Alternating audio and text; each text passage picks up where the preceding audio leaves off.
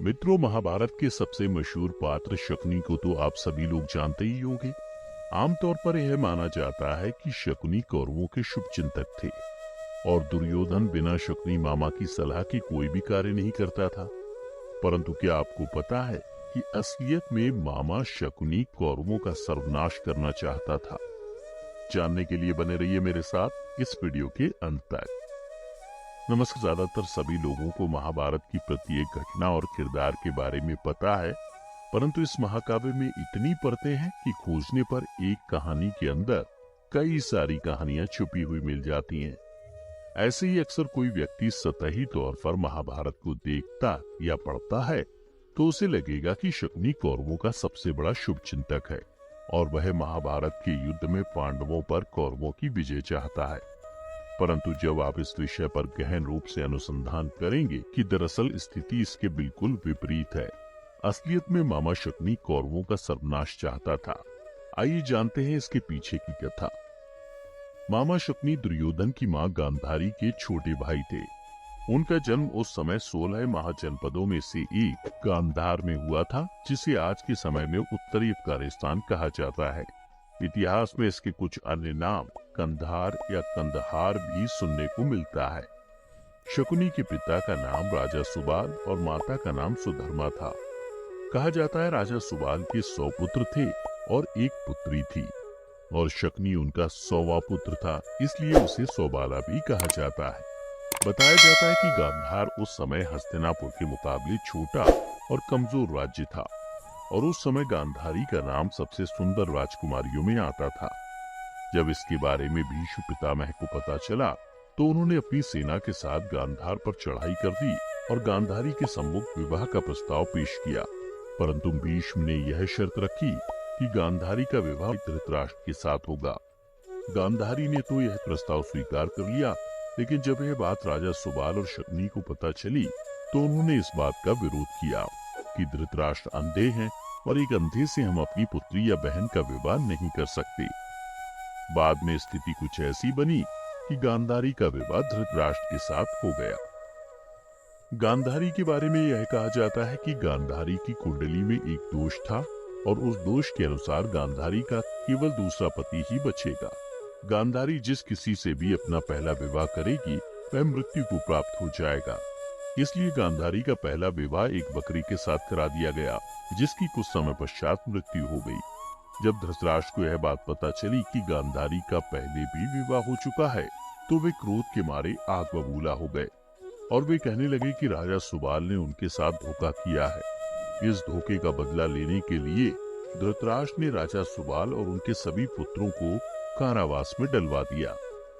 कालांतर में धीरे धीरे कारावास में सभी की मृत्यु होने लगी। जब राजा सुबाल का अंत नजदीक आया तो उन्होंने शकुनी से कहा कि बेटा, मेरी मृत्यु के बाद मेरी रीढ़ की हड्डी से 2 पासे बना लेना। आगे चलकर जब तुम इन पासों का इस्तेमाल करोगे तो वही संख्या आएगी जो तुम चाहोगे, परंतु मुझे एक वचन दो, इन पासों की सहायता से तुम हस्तिनापुर और कौरवों का सर्वनाश कर दोगे।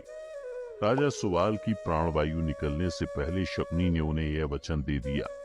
उस कारावास के दौरान शकुनी के सारे भाइयों और पिता की मृत्यु हो गई, केवल शकुनी को छोड़कर।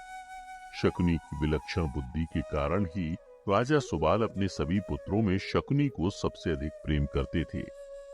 यह कहा जाता है कि जब धृतराष्ट्र ने राजा सुबाल और उनके सभी पुत्रों को कारावास में डाला था तो उन्होंने यह आदेश दिया था कि कारावास में सभी को मिलाकर केवल एक ही व्यक्ति का भोजन दिया जाए।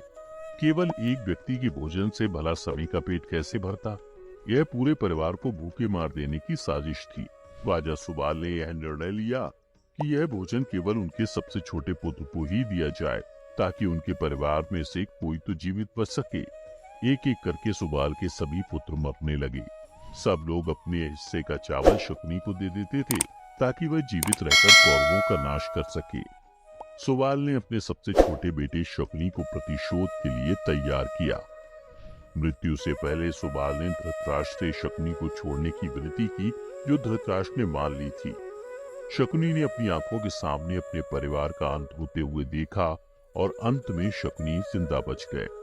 जब कौरवों में वरिष्ठ युवराज दुर्योधन ने यह देखा कि केवल शकुनी ही जीवित बचे हैं, तो उन्होंने पिता की आज्ञा से उसे क्षमा करते हुए अपने देश वापस लौट जाने या फिर हस्तिनापुर में ही रहकर अपना राज देखने को कहा। शकुनी ने हस्तिनापुर में रुकने का निर्णय लिया। शकुनी ने हस्तिनापुर में सबका विश्वास जीत लिया और 100 कौरवों का अभिभावक बन बैठा। अपने विश्वासपूर्ण कार्यों के चलते दुर्योधन ने शकुनी को अपना मंत्री नियुक्त कर लिया। सर्वप्रथम उसने गांधारी व धृतराष्ट्र को अपने वश में करके धृतराष्ट्र के भाई पांडु के विरुद्ध षड्यंत्र रचने और राज सिंहासन पर धृतराष्ट्र का आधिपत्य जमाने को कहा। फिर धीरे धीरे शकुनी ने दुर्योधन को अपनी बुद्धि के मोह पाश में बांध दिया। शकुनी ने न केवल दुर्योधन को युधिष्ठिर के खिलाफ भड़काया, बल्कि महाभारत के युद्ध की नींव भी रखी। महाभारत के अनुसार जब 5 पांडवों के पिता पांडु की मृत्यु हो गई थी, तब धर्मराज युधिष्ठिर ने धृतराष्ट्र को ही अपना पिता मान लिया था। वे धृतराष्ट्र की किसी भी आज्ञा का उल्लंघन नहीं करते थे।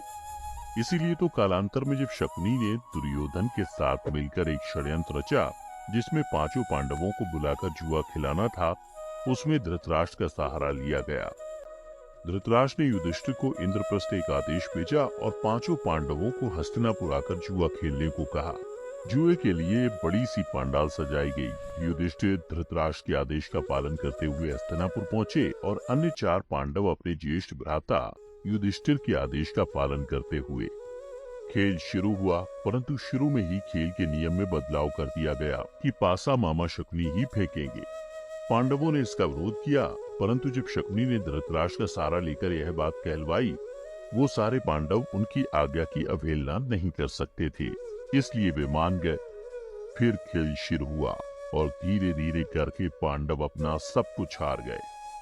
शकुनी की इस चाल के पीछे सिर्फ पांडवों का ही नहीं, बल्कि कौरवों का भी भयंकर विनाश छिपा था, क्योंकि शकुनी ने केवल कुल के नाश की सौगंध खाई थी और उसके लिए उसने दुर्योधन को अपना मोहरा बना लिया था।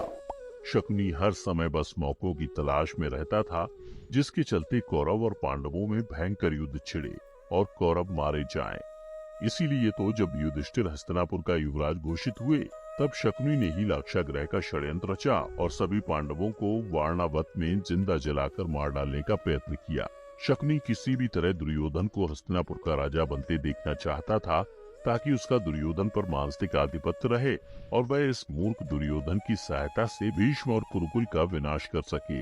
अतः उसने ही पांडवों के प्रति दुर्योधन के मन में वैर भाव जगाया और उसे सत्ता का लालची बना दिया।